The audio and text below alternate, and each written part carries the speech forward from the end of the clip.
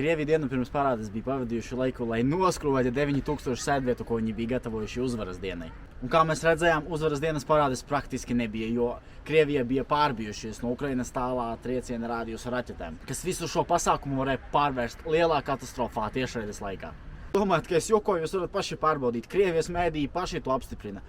Šī bija uzvaras dienas parāde, kas notika bez tankiem, bez armijas, bez militārās tehnikas.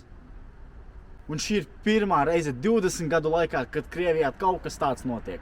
Pašreizējais aizsardzības ministrs pateica, ka pie visa ir vainīga operatīvā situācija valstī. Viss, kas spēja kustēties, atrodas Donbasā.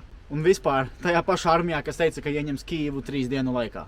Pagājušajā gadā ieradās 29 ārvalstu diktatori, bija smuki sastājušies blakus Vladimiram Putinam. Šogad tikai 4. Tas ir tāpēc, ka visa pārējā pasaule paskatījās uz sarakstu un vienkārši atteicās. Bet redzat, tas notiek, kad jūsu speciālā 3 dienu militārā operācija pārvērtās gaļas mašīnā un cirkā. Jūs pasaulē solījāt superzibenīgi ātro karu, bet beigās jūs dabūjāt mūžīgo karu, kas apēda jūsu ekonomiku, jūsu tankus un jūsu propagandu. Un paši Krievi par to ir arī ļoti satraukti, jo viņi domā, kāpēc nevar nosvinēt parastu uzvaras dienu par godu genocīdam un slaktiņiem Ukrainu pilsētās. Viņi neapzinās, ka karma eksistē, un šogad tā ir ieradusies ar tālās raķetes triecieniem Krievijas pilsētām. Un tas, kas viņiem bija, tas ir nožēlojami. Un tas notiek, kad tu sāc karu, kuru nevari beigt.